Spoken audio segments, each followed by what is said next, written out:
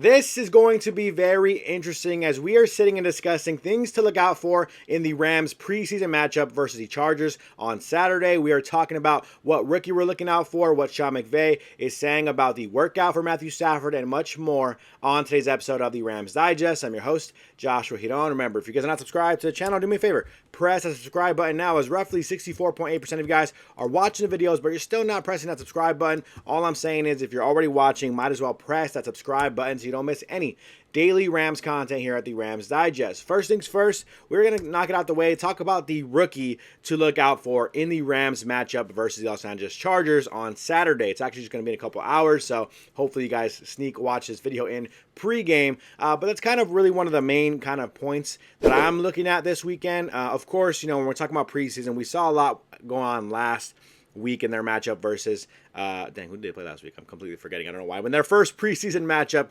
we saw a lot of good things, a lot of positivity, especially from guys like Stetson Bennett and pieces like that. But Jarquz Hunter, as much as he had some moments in that matchup, I think it's very interesting to see what he does this weekend. We've seen a lot of reporters come out of training camp, a lot of reporters talking about practice, seeing what he did versus that joint practice versus the Saints, and ultimately just, kind of very exciting to hear the positivity being discussed around Jarquz Hunter, the speed he has. I mean, when we're talking about Kyren Williams, talking about Blake Corum, and now Jarquz Hunter, that kind of change of pace really could be a key component into the Rams offense this upcoming season. When you're talking about them expecting Kyren Williams, expecting Blake Corum to get the ball heavy and often, all of a sudden, when you see Jarquz Hunter out on the field, that could change things for a defense. Ultimately, if they're not really anticipating him to get out on the field much, when he does get on the field, I'm hoping he can prove to everyone that, hey, he actually has some game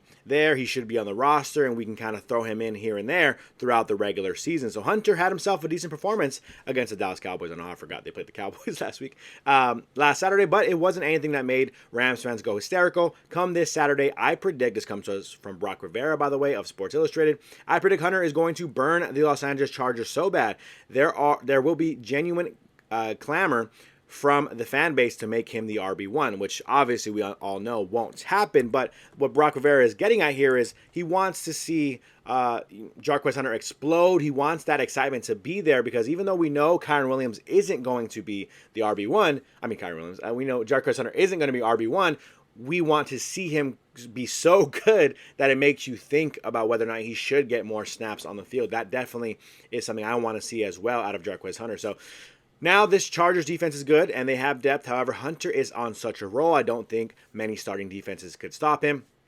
Watching Hunter was like watching greatness against the Saints. The man willed the offense to life, making play after play, read after read, and the defense was not ready to handle a force like Hunter. Perhaps in a full contact game, the Saints would be inclined to hit with more intention, but even with the increased physicality, how do you stop Hunter's full speed shiftiness? And that's the key here. A lot of people who were there at practice, not just Brock Rivera who saw a lot of it in person, not just other writers who saw it, a lot of different people who were there talking about the practice versus Saints said Jarquz Hunter was really that spark for the offense. They started out slow in that practice versus Saints, and then they picked it up as the night or the practice went on, and Jarquz Hunter was a key component in that. So if he can just add that speed, add that quickness, add that shiftiness to the Rams offense, again, behind guys like Blake Corum, behind guys like Kyren Williams, that is going to be a key piece for the offense. I think something that Sean McVay would be excited to use throughout the year. Something, again, we talk about Kyren Williams getting some time off a little bit, Blake Corum, obviously maybe getting those more power back kind of role, snaps, and then Jarquz Hunter being in there, that change of pace kind of back, that to bring that shiftiness back to the offense. Not that Kyren Williams doesn't have it as much, or Blake Corum doesn't have it as much, but Jarquz seems to be a little bit more of a speedster, kind of a shiftier kind of running back than the other two, so it'd be nice to have that piece on the offense. I'm excited to see what Jarquz Hunter does versus the Los Angeles Chargers. Moving on from that, we will see. I know everyone's tired about this, of talking about this, I should say, but Matthew Stafford, right? We're going to have to wait and see what he's going to do on Saturday in terms of the pre-game workout, how he's going to look throwing the football around, but also going to have to wait and see, as I'm pulling up the wrong thing here, going to have to wait and see how he responds, and we'll pull that Sean McVay quote up in a second. But he's going to continue training this week. Of course, a couple weeks ago, McVay did say he is week to week. We saw him work out last week again, like we just talked about last episode.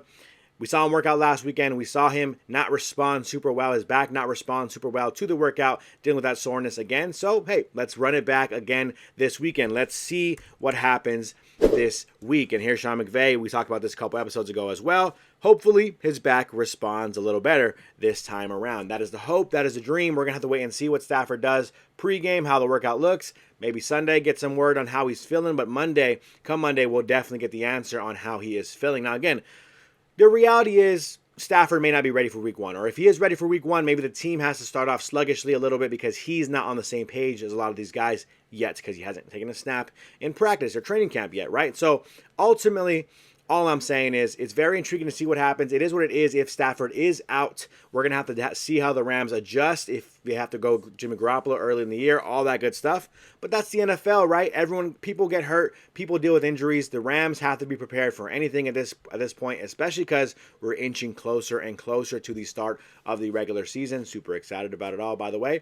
But that Stafford injury, the Larry Jackson injury, things like that are definitely concerning, but something the Rams are going to have to deal with throughout the year if they want to compete for a Super Bowl. You always have to fight through injury regardless of what team you are, right, ultimately. So we'll wait and see on what Stafford looks like in a couple of days.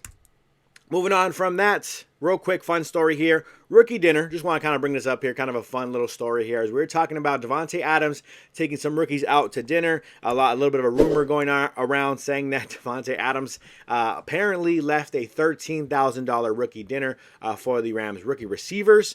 Let them stuck with the tab, if you will. That's kind of what the rumors were because of a social media post. Ultimately, that is not the case. Devonte Adams came out as a vet and kind of gave a little bit of a shout, gave a little bit of a story on his Instagram talking about, basically his perspective when he was a rookie, what the vets did to him during his rookie kind of hazing, I guess, if you will, rookie dinner. And ultimately, he said, look, I paid for all of it. I did not stick them with a $13,000 bill. It was funny. We kind of did a fake $13,000 bill. Ultimately, he ended up paying the true $5,000 bill, which was actually the total, and Devonte Adams apparently took care of it. So kind of funny to see here, Devonte Adams, a couple quotes here. He's saying, everyone's been hitting me up about the rookie dinner the other day.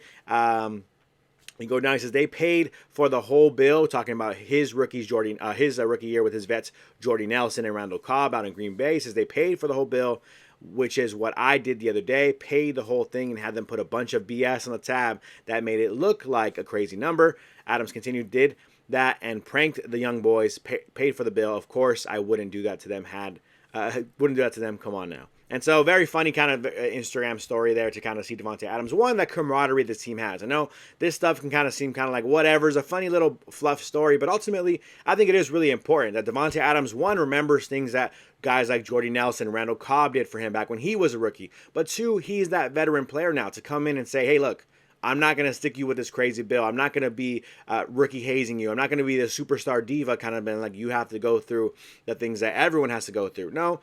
In Green Bay, Jordy Nelson, Randall Cobb didn't do that to me, so I'm going to have some fun, prank you guys a little bit, but I'm going to take care of you guys because we're a team here. You're my rookies. You're my young guys. I'm your veteran. And ultimately, I think that's definitely a big key for a team moving on to competing for a Super Bowl. I know it seems kind of minimal, but it is important, I think, for this team to have camaraderie, have these kind of funny moments, have these funny stories, and ultimately, hopefully, be on the same page with one another, trust each other, and then when it comes down to the playoffs, obviously win some football games. So kind of funny little story there to kind of talk about real quick. And moving on from that, last but not least, my favorite part of the episode, trivia of the day, where I ask a trivia question. You give your trivia guesses down below in the comment section. Whether you're right or whether you're wrong, we give you a shout out on the next episode that I'm on here at the Rams Digest. For those who missed last episode's trivia of the day, this was the question we posed to everybody. Which safety holds the NFL record for most career interceptions? 81. So, whenever we're talking about interceptions, we're always thinking about cornerbacks, but which safety holds the record was the question that we asked. A couple multiple choice options here in the last episode. We had A, Emlyn Tunnel. We had B, Paul Krause. We had C, Ed Reed. And we had D, Ronnie Lott. A few of you guys play along with the trivia of the day. Always appreciate you guys for playing along. Here are the shout outs for those who did guess with the trivia of the day. Again, whether you get it right or whether you get it wrong, we'll give you a shout out every single episode. Rams House says, Ed Reed, Juan says, "What up, Josh? So the Stafford talk, so over the Stafford talk. I hear you, man. I agree with you. Just let the man rest till he's ready. I hear you, but it's a key component, right, to seeing what happens this upcoming year. If the Rams don't have Stafford healthy, it's a concern. But I hear what you're saying. We'll be good with Jimmy G for the first couple of games if he needs to play. On trivia, I'm going to say Ed Reed. Go Rams. Appreciate you, Juan. Appreciate you giving your 2 cents in the Stafford talk. I appreciate you. Daniel says Ed Reed. MMs Jr. says, I'll go with Ed Reed. Thomas says, I think Stafford will get over this back issue in time to play regular season. Hopefully, that's the hope. For the trivia, I'd say Paul Krause.